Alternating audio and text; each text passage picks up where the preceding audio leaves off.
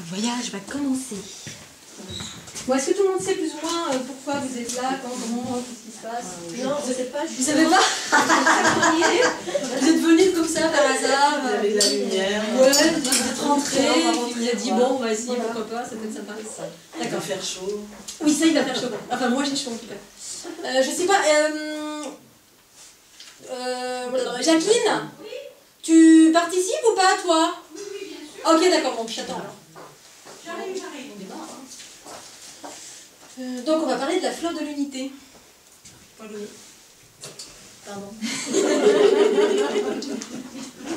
Ça dit quoi, Parce que c'est léger. Oui, t'as entendu, mince. Non, ça m'est venu. Ben voilà. T'as entendu d'une certaine façon. Oui, voilà. Donc, on va parler de la fleur de l'unité, qui est une expérience propre. Je vais parler de choses qui vont peut-être paraître abstraites, mais je vais ramener ces choses-là à la réalité. Donc, mes propres expériences, c'est ma conscience de ce qu'est la fleur de l'unité. Pour commencer, je vais d'abord préciser que tout ce que je raconte, c'est ma vérité, ma conscience. Chacun fait ce qu'il veut. Je cherche à convaincre personne. Je partage une expérience et une conscience. Donc voilà, les vérités ne sont jamais générales. Il n'y a que des propositions dans la vie. Donc c'est ce que je fais aujourd'hui. Je propose et je partage ma conscience. Donc la fleur de l'unité. Est-ce que quelqu'un sait d'abord ce qu'est la fleur de vie? Oui. Oui, quasiment tout le monde. Entendu parler. Donc, d'une façon générale, oui. Vous avez déjà entendu parler, vous savez ce que c'est la forme. Cette forme. Je vais chercher la forme. Oui, bah voilà, par exemple. Je donne un petit, pour donner une idée dans le connu, parce qu'en fait, voilà, beaucoup connaissent ça, même si c'est une façon générale, ça vous donne une petite base, on va dire, en sachant que, voilà, cette chose-là. Enfin, on n'est pas obligé de connaître cette chose-là pour ce que je vais vous expliquer. Alors, ici, vous avez la fleur de vie. La fleur de vie, oui. La fleur de vie. Bon, alors, la fleur de vie, c'est ceci. Bon, je ne vais pas rentrer dans le détail. La fleur de l'unité, c'est la continuité de cette chose-là. La fleur de l'unité, c'est également la forme vibratoire de l'unité des polarités en soi, via les voies du principe féminin. La fleur de l'unité, c'est la continuité de la fleur de vie, comme je viens de le dire. Et la fleur de l'unité, c'est la nouvelle grille vibratoire collective qui est en train de s'installer ici maintenant sur la planète. Est-ce que jusque-là, c'est des mots qui vous parlent? Oui. Grille vibratoire, ok. L'unité des polarités en soi, est-ce que ça vous parle? L'unité des polarités, c'est que tout individu, selon ma conscience, est composé d'un principe féminin et masculin, d'accord? L'unité des polarités en soi par les voies du principe féminin, ça veut dire que dans mon expérience à moi, dont je vais vous parler juste après, c'est que cette unité des polarités, ce processus, un processus à part entière, a commencé grâce à l'unité à la fusion du principe féminin avec le masculin et pas l'inverse. C'est-à-dire que c'est mon principe féminin qui a permis de s'unir avec le principe masculin. Alors je vais vous expliquer de quelle façon. En fait, en 2012, je suis partie faire un tour du monde. C'est un cadeau qui m'attendait depuis toujours, on va dire. Je ne me suis pas autorisée à faire ce cadeau, à réaliser ce cadeau, et puis en arrivant dans l'Aude, en fait, je me suis autorisée à partir faire ce tour du monde, parce que j'avais certainement des peurs, des croyances qui m'empêchaient. Et au moment où je me suis autorisée à partir faire ce tour du monde, toutes mes voies se sont ouvertes, ma conscience, ma guidance, mes intuitions, quel que soit le terme. J'entendais déjà, j'avais déjà une guidance intérieure qui correspond à ma guidance propre, de mon essence. Et au moment où j'ai dit oui, je pars faire le tour du monde, toutes mes voies se sont ouvertes en grand. Okay. Donc ça ma conscience intérieure, ce que certains appellent peut-être le soi supérieur ou l'essence divine, bon moi je sais que c'est maintenant mon principe féminin, s'est ouverte et m'a expliqué que ça m'attendait depuis très longtemps, ce voyage autour du monde.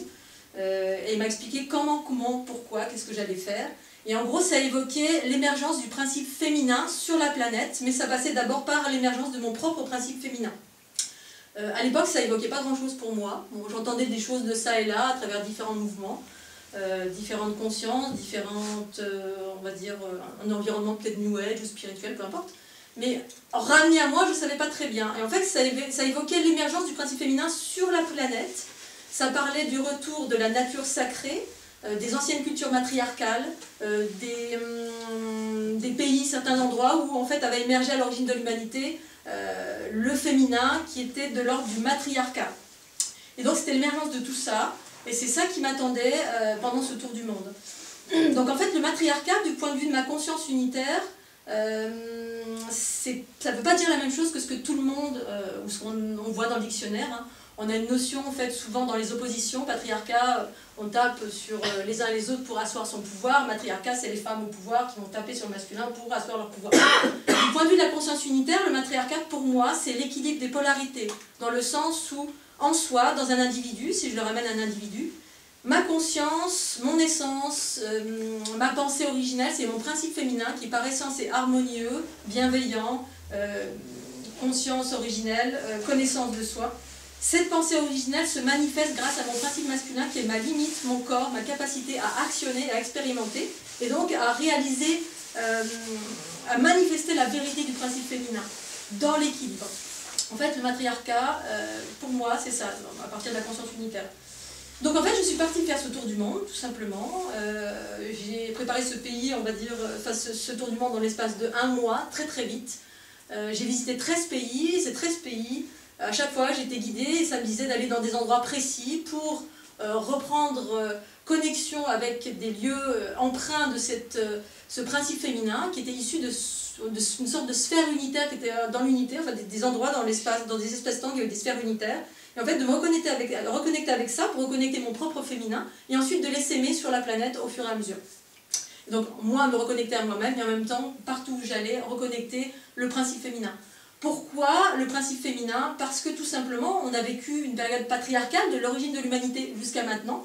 Patriarcat, que ce soit un homme ou une femme, c'est notre principe masculin qui sont des mécanismes en fait où effectivement on assoit son pouvoir, c'est des rapports de force, c'est aller à l'extérieur de soi mais au service de l'ego. Parce qu'en fait dans l'individu qui, depuis l'origine de l'humanité jusqu'à maintenant, tous nos mécanismes, il y a un téléphone qui sonne.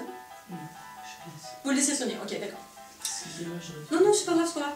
Depuis l'origine de l'humanité, en fait, l'individu avait ces mécanismes-là, on est en train d'en sortir, principe féminin, masculin, égaux. Sauf que le principe féminin était occulté, et le principe masculin, qui est le principe en soi, qu'on soit un homme ou une femme, permet l'expérimentation, l'action, le fait de manifester. On a un but, on va jusqu'au but, on actionne quelque chose pour aller atteindre ce but. C'est notre principe masculin qui permet ça. En fait, ce principe masculin permet la séparation, c'est une forme de séparation que d'aller à l'extérieur de soi pour manifester quelque chose, était au service de l'ego. Ça se fonctionnait comme ça. Maintenant, on est en train de réabsorber cet ego qui était un outil juste et parfait, même si on l'a un petit peu... Voilà, c'est un peu l'ennemi numéro 1 maintenant pour toutes les personnes, peut-être pas toutes, mais d'une façon générale, pour pouvoir accéder à l'unité, on essaie de tuer cet ego. Ouais. Bon, alors qu'en fait, moi ce que je vais indiquer comme chemin, c'est la voie du matriarcat qui embrasse plutôt que de se séparer. Donc en fait, de l'origine de l'humanité jusqu'à maintenant, on fonctionnait comme ça, le principe masculin au service de l'ego, pensée, parole, action générait du chaos, puisqu'en fait l'ego c'est une version... Enfin là, on va dire la version de la pleine conscience, c'est un plagiat de la pleine conscience qui permet de faire des expériences avec une conscience amoindrie.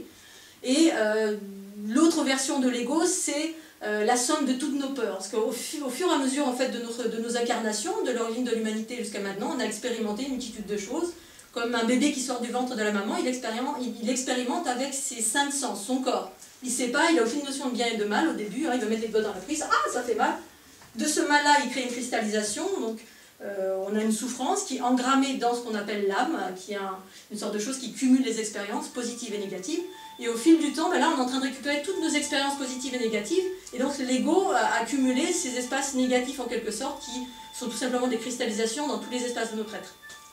Et donc là, on est en train de passer à l'unité. L'unité, c'est la résurgence, l'émergence du principe féminin originel, tel qu'il est à la création dans un monde unitaire.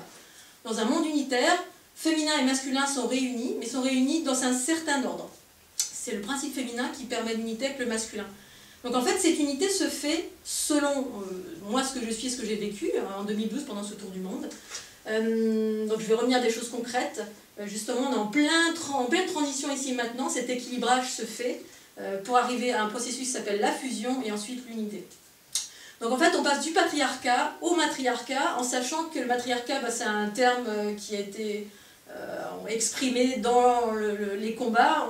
Certainement un autre mot va surgir, plutôt l'androgyna. Voilà, en fait, c'est plutôt les termes qui viennent maintenant, l'androgyna, dans le sens où un individu va remettre les choses dans le bon ordre, à savoir que c'est plus l'ego qui va diriger, mais le principe féminin en soi, qu'on soit un homme ou une femme, parce que c'est l'espace originel qui est l'essence, la substance, la conscience, et la manifestation de cette vérité, c'est le principe masculin en soi qui le permet. Alors comment chez moi ça s'est manifesté? C'est que tout simplement, en étant totalement guidée, en réalisant mon rêve le plus fou, en répondant tout simplement à oui, un rêve, rien de plus, rien de moins, je ne m'attendais pas à aller rencontrer des choses extraordinaires avec des choses extraordinaires. Et bien tout simplement, en m'écoutant, je suis allée dans des points différents qui m'ont fait monter en fréquence. C'était des lieux comme le Pérou, chez le Machu Picchu, il y a des endroits très particuliers, notamment des vortex, peut-être vous avez entendu parler des vortex cosmotelluriques, et notamment ces résurgences de principes féminins qui sont en train de s'ancrer avec différents, on va dire, interactions qui sont cosmiques. Il y a différents rendez-vous cosmiques qui on est bombardé de ça, qui viennent réveiller en fait littéralement des sphères unitaires qui sont au cœur de la planète, qui sont au cœur de nos cellules, qui sont au cœur de chaque chose. Et en fait, ces lieux-là sont en train de se réveiller sur la planète. Et donc, je suis allée dans ces espaces-là en étant totalement guidée, intuitivement, hein, je ne savais pas. Particulièrement également sur les volcans. J'étais très attirée par les volcans parce que ça correspondait apparemment à ce que je suis, une partie de moi. Et donc, tous ces différents endroits que j'ai visités ont permis de retrouver des mémoires anciennes, mais aussi de réactiver des choses, des points qui sont en train d'émerger sur la planète. Ça a réactivé des processus en moi, notamment ça a activé ma Kundalini. Est-ce que tout le monde sait ce que c'est la Kundalini? Alors, ma version de la Kundalini, il y en a plein de versions. La mienne, je vous l'expliquerai un petit peu plus tard. Mais, enfin, même tout de suite. En fait, en gros, tout simplement, j'étais quelqu'un déjà qui méditait pas mal, qui était à l'écoute de mon être intérieur. Et là, en fait, ce qui s'est passé, c'est que j'ai commencé à avoir des mouvements spontanés qui ont surgi tout seuls. À savoir, un mouvement spontané, c'est un mouvement indépendant de la volonté. Vous n'avez pas décidé que votre bras, il allait faire ça, et tout d'un coup, votre bras va faire ça, ou votre corps va faire quelque chose que vous n'avez pas actionné par votre propre volonté. Donc, plus tard, quand ça m'est arrivé, ça m'était déjà arrivé auparavant dans une moindre mesure, et là, c'est arrivé plus ou moins fortement. Donc, j'étais en train de me faire des soins, puisque pendant tout mon tour du monde, j'avais mal au ventre. On va dire 15 jours avant mon départ, j'ai des grosses douleurs qui ont surgi. Il y avait des transformations reliées au principe féminin qui est en train d'épurer, guérir une multitude de choses de l'ordre de toutes les violences sexuelles et autres violences qu'ont subies les femmes depuis l'origine de l'humanité jusqu'à maintenant. Ça, c'est en train de se transformer, et quand on transforme en soi, à un certain degré de transformation, on transforme pour l'ensemble des femmes. Ça, c'est ce que je vis dans mon corps depuis plusieurs années, depuis toujours quasiment, et beaucoup de femmes vivent ça sans le savoir. Et donc, en me faisant un soin, tout simplement, j'étais en train de me faire un soin au ventre, et tout d'un coup, ma main est partie toute seule et a commencé à faire autre chose. Donc, j'ai laissé faire, je me suis dit, tiens, c'est quoi ce truc bizarre, c'est chouette. Et donc, il y avait quelque chose en moi, qui était mon essence, mon principe féminin, bon, après je l'ai su, qui avait décidé d'autre chose, un autre soin à me faire. Donc, mouvement spontané. Ensuite, ces mouvements spontanés ont commencé à s'accélérer, à s'accentuer. C'est devenu des espèces de...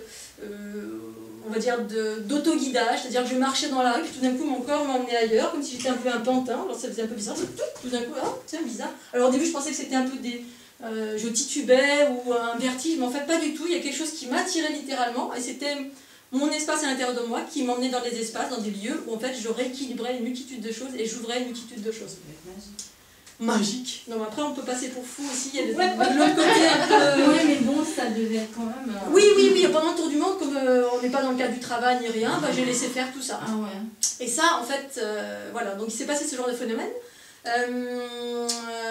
Et donc, tant et si bien qu'au fur et à mesure que j'allais dans ces lieux, ce qui me faisait monter en fréquence, je ne me suis pas rendu compte de suite, mais ça a activé c'est des symptômes qui sont en fait reliés à la Kundalini. La Kundalini, c'est un espace de nous-mêmes, unifié, qui s'active de différentes façons. Chez moi, en fait, ça a commencé à s'activer vers la fin de mon voyage de façon beaucoup plus forte. Au début, c'était des mouvements spontanés. Ça devenait des mouvements comme ça quand je marchais. Ensuite, ça ressemblait à du tai chi, du qigong. Je commençais à faire des mouvements un peu comme ceci, avec des tremblements, mon corps qui commençait à onduler, à partir en arrière, à faire comme du yoga, du tai chi, des choses complètement dingues, avec des grosses vagues qui me traversaient. Et donc ça, c'était les phénomènes les plus, on va dire, plus impressionnants. C'est devenu un état d'être aujourd'hui, parce qu'en fait là, c'était les activations les plus fortes, mais c'est devenu un état d'être parce qu'en fait, c'est un état naturel de l'être humain lorsqu'on récupère nos capacités en totalité et qu'on laisse faire ça. Donc le corps, en fait, quand on n'a plus de mental, peut-être pas une histoire de mental, mais quand on est ouvert, tout ça, le corps nous donne tous les curseurs en quelque sorte. Donc en fait, tout ça, ça s'est activé au fur et à mesure, j'ai laissé faire. Et ce qui se passait, c'est que tout simplement, mon corps était en train de se rééquilibrer. Donc il y avait des espèces de... l'activation proprement dit qui était la plus puissante. J'ai été traversée par des sortes de vagues énergétiques qui n'étaient pas... Énergétique, c'est pas le terme, en fait, c'était des fréquences d'ordre magnétique qui étaient relativement lentes, qui montaient comme ça le long de mon corps comme des vagues, ça entourait mon corps partout, ça traversait mon corps. Ça venait de sphères qui étaient en dessous de mes pieds. En dessous de mes pieds, à savoir, donc je percevais avec ma conscience ces sphères-là. Il y en avait 6 ou 7, je ne sais plus. C'est des espaces unitaires propres au tellurisme, où là, c'est le principe masculin qui est...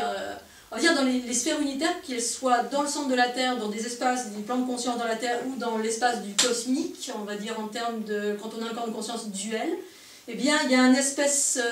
il y a toujours un des deux qui va diriger, le tellurisme ou le cosmique. Et là, c'était un espace tellurique qui était magnétique, qui traversait mon corps. Okay. Ça traversait, ça ouvrait des espaces, des méridiens. En même temps, j'avais mes bras qui commençaient à bouger et à faire des sortes de choses comme ça. Et en fait, il y a des équilibrages qui se faisaient dans le sens vertical et horizontal.